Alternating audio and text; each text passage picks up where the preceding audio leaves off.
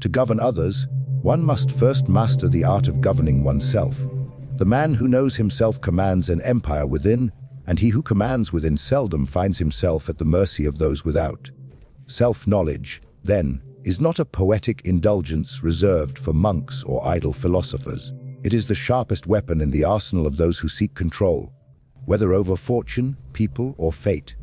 A man ignorant of his own drives, instincts, vices, and virtues is like a prince who marches into war without having studied his terrain, without having taken inventory of his forces, without knowing the strength of his fortresses or the morale of his troops.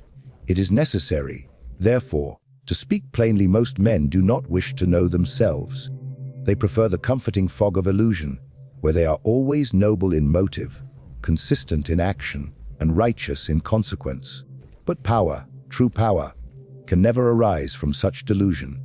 To command the self requires the same discipline and cruelty one might apply to conquering a rebellious province.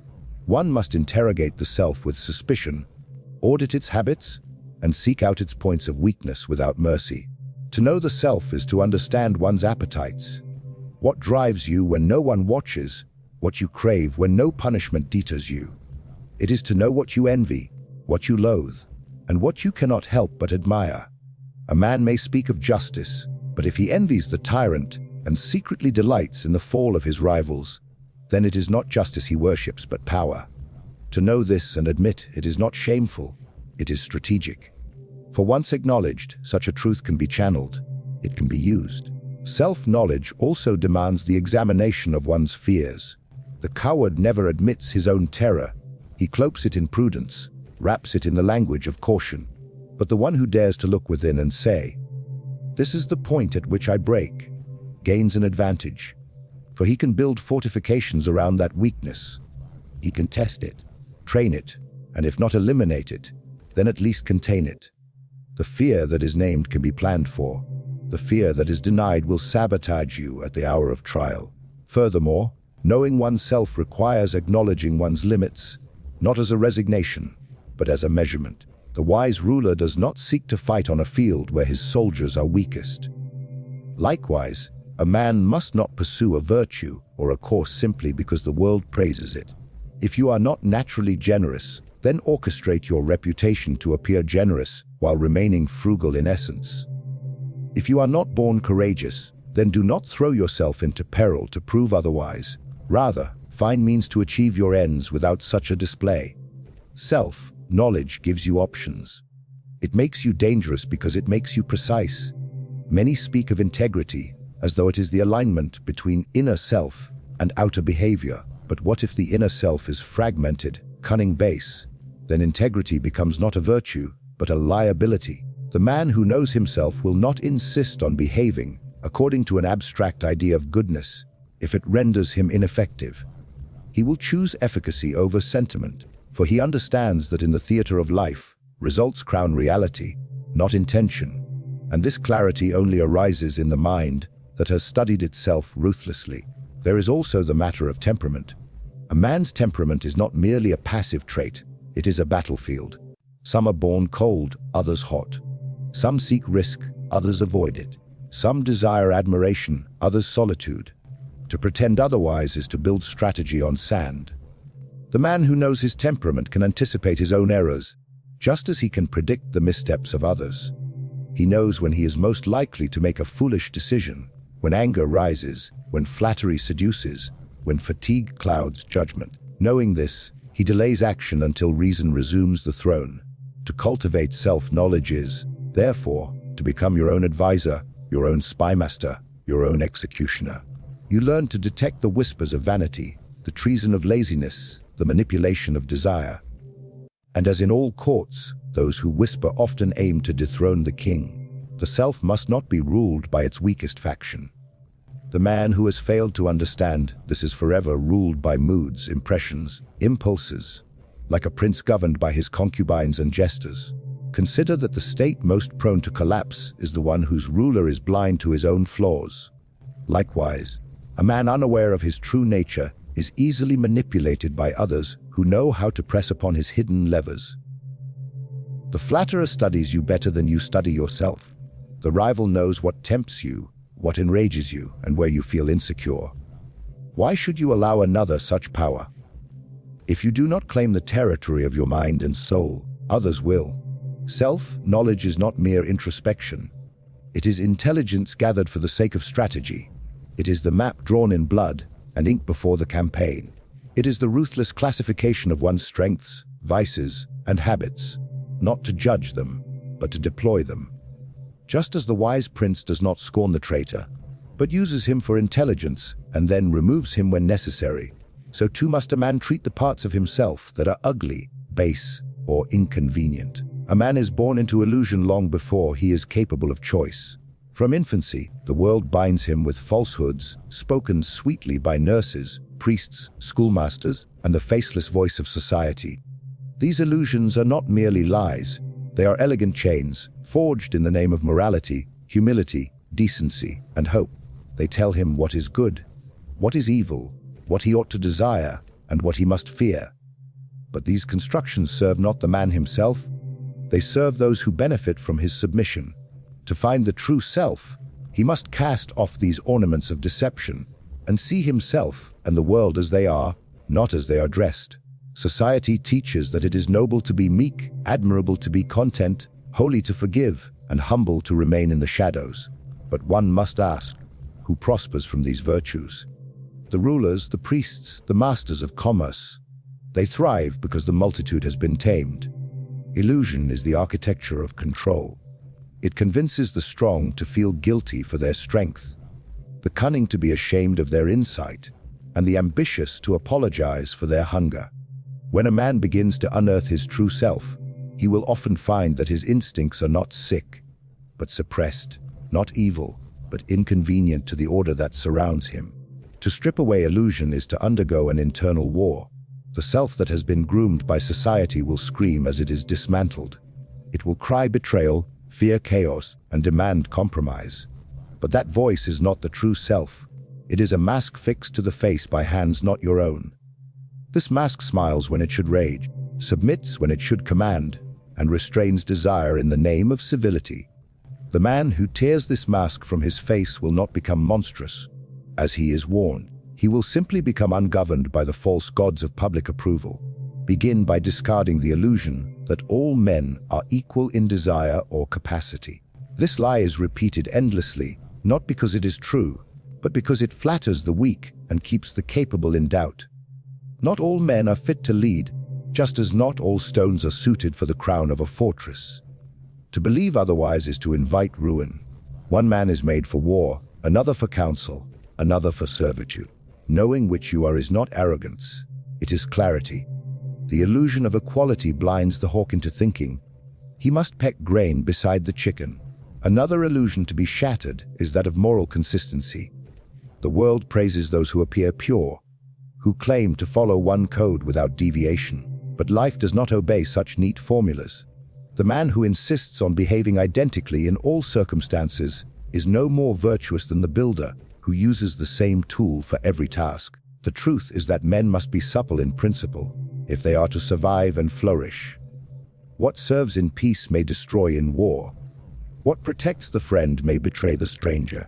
The self, therefore, must not be defined by a rigid ideal, but by its effectiveness across many terrains. There is also the illusion that the self is a fixed and holy essence, a truth waiting to be uncovered like a treasure buried in the soul. But the self is not a relic, it is a battlefield.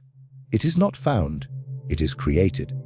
Those who preach the myth of authenticity merely invite the individual to settle into whatever traits he already possesses, regardless of whether they serve him. True identity is not a discovery, it is a design. It must be constructed with deliberation, adjusted with experience, and enforced with discipline. The illusion of the real self is one of the most dangerous comforts, for it absolves a man of his duty to evolve. Stripping away illusion also demands confrontation with mortality. Most men live as though they have endless time, as though death is a distant abstraction, and thus they postpone living according to their true will. They take up professions they do not respect, surround themselves with people they do not admire, and spend years serving masters they secretly despise. Why? because they believe there will be time later to become themselves. But this is the final illusion, that the true self can be delayed until conditions are perfect. The man who sees clearly understands that there is no ideal time for truth. There is only now, and the cost of waiting is the erosion of will. Consider also the illusion of virtue itself. Many claim to act righteously, but what guides them is fear of punishment, hunger for praise, or obedience to custom. Rarely does virtue arise from an honest confrontation with necessity. The man who believes himself good must ask, do I act thus because it is wise, or because it is expected? Have I chosen my morals, or have they been implanted like banners in conquered soil? The self that wishes to be true must choose its values deliberately, and only after casting aside the inherited codes of his predecessors. Illusion can take the form of sentiment as well.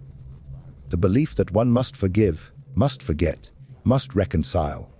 All these are sentiments promoted not for the good of the individual, but for the ease of the collective. Sometimes vengeance is more honest than forgiveness. Sometimes silence is more dignified than reconciliation. The man who knows himself must weigh such decisions without sentiment, not because he is cruel, but because he refuses to wear the borrowed garments of false virtue. Every illusion, when stripped, reveals a mechanism of control. The man who peels them away, one by one, becomes dangerous because he can no longer be pacified by flattery, swayed by guilt, or subdued by fear of judgment. He sees the strings in the puppet show. He sees the curtain behind the oracle. And he sees, in the quiet chamber of his mind, the figure of the self, no longer dressed in robes of expectation, but standing naked, capable, flawed, and ungoverned. The wise man, if he seeks to master himself, must adopt the stance of an observer, a strategist watching not with affection, but with calculation. To find the true self, one must study it not with indulgence, nor with blind loyalty, but as if it were an uncertain ally or a subtle enemy. This may seem harsh to the gentle soul taught to treat himself kindly, to forgive every fault, to coddle every insecurity. But indulgence clouds vision, and vision is what a man requires if he is to reign over himself. The self is not to be pitied or excused. It is to be understood, scrutinized, and governed. Just as a prince surveys his court for signs of disloyalty, for ambition masked in flattery, for weakness hiding beneath compliance, so too must a man survey his own mind. The self is filled with conflicting desires, disguised motives, and subtle betrayals. You must treat your own thoughts as you would the dispatches of a foreign envoy, not with acceptance, but with analysis. Ask, what does this impulse want of me? Who benefits if I obey it? What weakness does this desire reveal? The man who allows his mind to wander unchecked, or who trusts his emotions without examination, is as foolish as a ruler who allows his ministers to conspire in private, to act without report, to speak to the people without oversight. Such a ruler will soon find himself overthrown not by outsiders, but by the very men he failed to watch. Most men look outward with sharp eyes and look inward with dim ones. They suspect their neighbor, doubt their rival, question their partner, but assume their own intentions are pure. This is idiocy. No man is free from self-deception. No desire arises without a thread of selfishness woven into it. Even the most noble act can carry the scent of vanity. Thus, you must examine yourself as you would a cunning adversary, skilled in disguise, who sometimes speaks truth and sometimes lies. Treat every internal conviction not as a command from the heavens, but as a negotiation across a table, where both flattery and threat may be used to win your agreement. It is not enough to say, I am angry, or I am afraid. You must ask why now. Who in me has been insulted? What part of my nature feels endangered? Is it pride, envy, wounded ambition, or the exposure of a truth I preferred hidden? If you do not ask these questions, then you become your emotion's servant. But if you can observe the emotion, name it, trace it to its cause, predict its outcome, then you rise above it as a commander above his ranks. The soldier who panics in battle dies. The general who observes panic in the ranks and redirects it toward action survives. Treat your thoughts the same way. Observation must be practiced without vanity. A man will be tempted to soften what he sees in himself, to add noble intent to cowardice, or invent principle behind convenience. This is as dangerous as a ruler who believes the lies of his spies because they flatter his expectations. Do not seek to be impressed by yourself. Seek instead to be informed. If you find in yourself pettiness, note it. If you find in yourself deceit, study it. If you find in yourself cruelty, understand how and when it arises. All of these qualities can be managed, some even used, but only if they are first acknowledged without embellishment. An important part of self-observation is consistency. You must study yourself not just in moments of action, but in silence, in routine, in the hour after victory and the day following loss. The self reveals different faces depending on the light. The man who watches himself only when triumphant will believe he is noble. The man who watches himself only when wounded will believe he is cursed. Both are false. One must observe the self across time, as a general reviews his army after every campaign, noting which regiments held the line, which faltered, which disobeyed, and why. The self is a kingdom, and within it are parts loyal, treacherous, foolish, and wise. The task is not to be blindly proud of it, but to rule it wisely. There is also merit in keeping a record of observation. The written word is less forgiving than thought. It does not vanish. It cannot be manipulated in hindsight. When a man writes down his thoughts, his decisions, his justifications, and later returns to them, he can see the pattern of his own folly. What he once believed was a moment of courage may now appear as vanity. What he once dismissed as paranoia may, in retrospect, have been foresight. This is how one becomes a master of oneself, not by trusting memory, which edits and flatters, but by confronting record, which exposes. One must take care not to confuse observation with judgment. The ruler who condemns every minor failure demoralizes his court. Likewise, the man who turns every internal flaw into a moral crisis disables his will. The purpose of observation is not to punish, but to prepare. To see where weakness lies is not to despair, but to strategize. To know where you are tempted is not to feel guilt, but to plan a defense. Judgment can come later. In battle, the commander must first see clearly. Whether the soldier is pardoned or executed is a decision for after the war. Self-observation must also be private. A man who exposes his inner conflicts to the world invites manipulation. A ruler does not publish his maps to his enemies.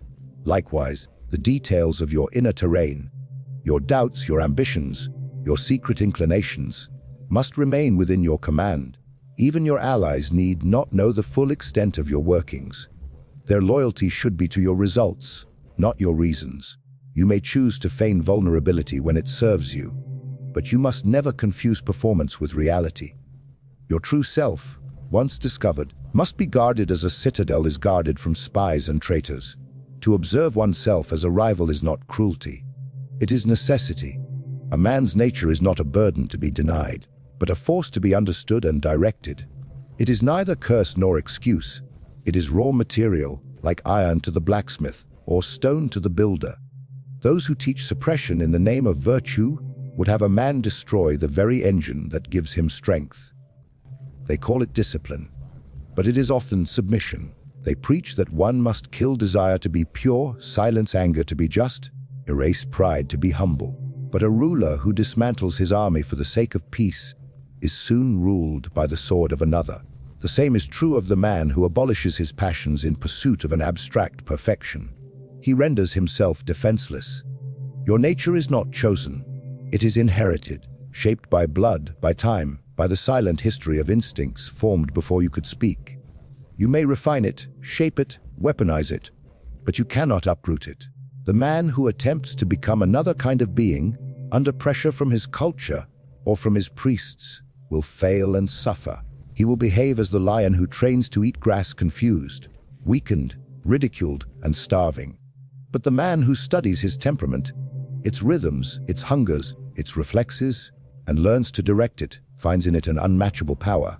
Desire, for example, is often spoken of as something to fear. It is described as dangerous, irrational, destructive, but in truth it is a compass. What a man desires truly, not what he is told to want, reveals where his power lies. One man craves recognition, another territory, another mastery over a skill, another the subjugation of rivals. These desires are not flaws, they are signs.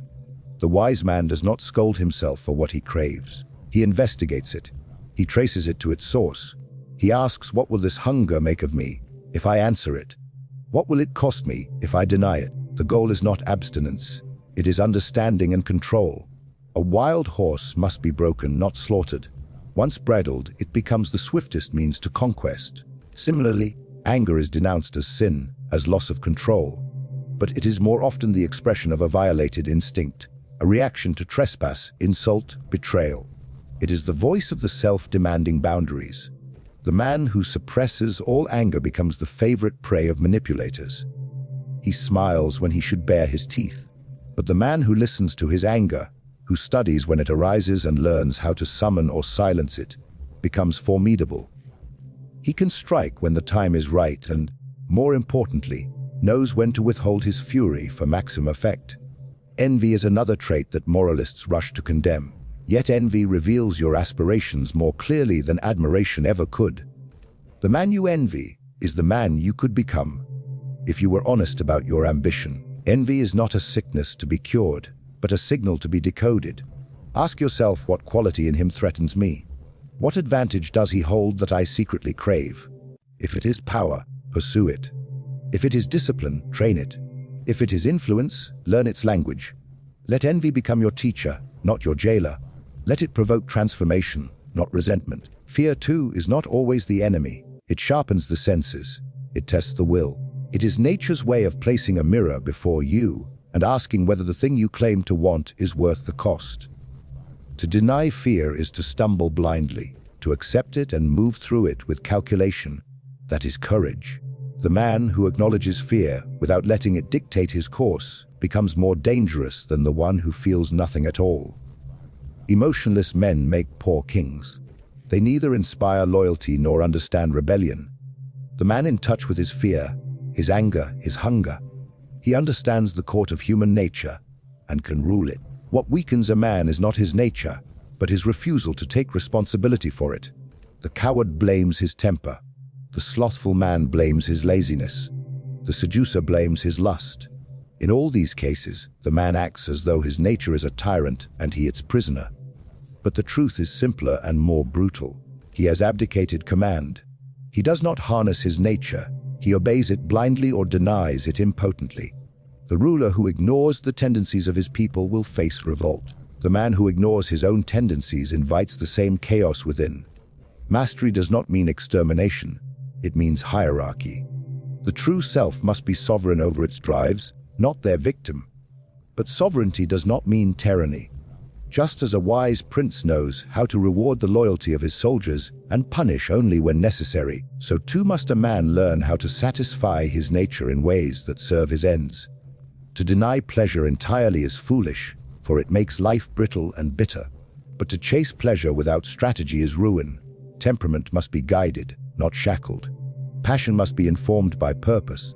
To know your nature and turn it to your advantage is to take possession of your life. You do not act from impulse, but with insight. You do not follow moral instruction like a dog on a leash, but lead yourself according to your understanding of consequence. One may smile, bow, speak of duty and honor, but underneath, the wise man is always calculating how best to deploy his traits, how best to conceal his intentions, how best to advance. When your nature serves you rather than hinders you, you become unreadable to others, and thus invulnerable to their designs. A man who knows his nature can appear calm without being passive, generous without being weak, ruthless without being cruel. He blends his traits like a physician mixes poison and medicine, not for balance, but for effect. He learns to provoke himself toward action when stagnation sets in, and to leash himself when ambition gallops toward recklessness. The battlefield of life favors the one who brings all his forces to bear, not the one who leaves half his army disarmed because their weapons made him uncomfortable. The self must be forged, not cleansed. A man's identity is not a relic waiting to be unearthed. It is a fortress under construction. It must be laid brick by brick, each stone set with intent, each tower shaped with foresight. Those who speak of finding themselves, as though truth lies hidden in a forest or buried beneath the sands, are men who wait passively for fate to deliver clarity. But fate delivers nothing to the idle. Power, not passivity, is the architect of identity, and power is not merely influence over others. It is control over time, over decisions, over self-narrative. The man who builds power builds the ability to say, "This is who I am," and have the world believe him or fear him, but never ignore him. In youth, a man is given fragments: name, family, beliefs, language. These are not identity, they are raw materials. Identity begins when a man takes hold of those fragments and chooses which to preserve, which to reshape, and which to destroy. But such choice is only possible through power. The weak man must accept what he is told. He cannot afford rebellion. He fears judgment, consequence, isolation. He learns to mimic conviction, to speak of values he did not choose, to wear masks that fit others' expectations. He becomes the servant of an image crafted by those around him. The powerful man, by contrast, sculpts himself as a ruler sculpts policy, with cold precision and an eye on long consequence. Building power begins not with conquest over others, but with the conquest of one's immediate domain. Time must be wrestled under control. The man who wakes at the whim of the clock, who obeys every summons from his device, who lets the day slip through his hands without intention, this man has already lost. Power is measured first in the sovereignty over one's schedule, the ability to direct one's attention, to choose solitude when necessary, to work when others rest, and to rest without guilt. This is the scaffolding upon which identity is built. If you cannot shape your day, you cannot shape yourself. From there, the pursuit of skill becomes essential. Mastery in any domain grants leverage, social, economic, and psychological. The man who is excellent at something cannot be ignored, and excellence is not gifted. It is forged in repetition, in humiliation, in stubbornness. When a man builds competence, he lays the foundation for a self that is undeniable. He no longer requires approval, because the results of his labor demand recognition. Power flows naturally to the capable, and with power comes freedom. The freedom to reject norms, to challenge customs, to assert a character of one's own choosing. True identity is not simply who you are when no one is watching. It is who you are when everyone is watching and you do not flinch. To reach this point, power over fear must be attained. Fear is the great forger of false selves. It pushes men to conform, to conceal, to flatter. The man who fears rejection will become likable but hollow.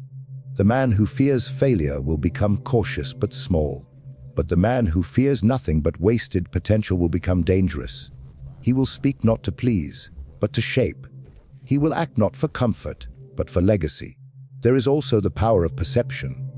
A man must learn to control how he is seen, because perception shapes response, and response shapes opportunity. Identity is not built in solitude alone. It is built in the minds of others, strategically. To be misunderstood by choice is sometimes more powerful than to be fully known. Mystery is a weapon. Reputation is armor. To control what others believe about you is to control their behavior without ever issuing a command. The wise man curates his image with the same care a king curates his court. He reveals only what serves him and obscures what makes him vulnerable. This is not deceit. It is design. One cannot speak of power without addressing discipline. No structure, however grand, can stand without it. Discipline is not about restraint for its own sake. It is about ensuring that your resources serve your end. Every indulgence, every wasted effort, every unguarded word, these are leaks in the reservoir of your power. The man who allows impulse to govern is ruled by forces outside himself. But the man who imposes structure on his days, who treats his own ambition with the rigor of a general enforcing command, gains an edge. Identity forged in this furnace is resilient. It does not fracture when tested. It bends, it adapts, it strikes. Isolation, too, plays a role in shaping identity through power. A man must learn to be alone without being lonely. In solitude, the noise of expectation falls silent.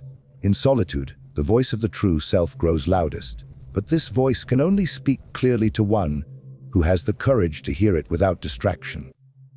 Most flee to the comfort of the crowd. They surround themselves with chatter and validation because they fear the raw mirror of quiet.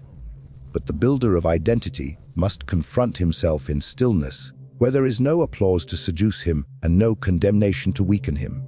There, he discovers not only who he is, but who he must become. Lastly, one must understand that power, like identity, is not a final form. It is a process, a posture, a path. The self is not a destination to be arrived at, but a throne to be claimed daily through deliberate action.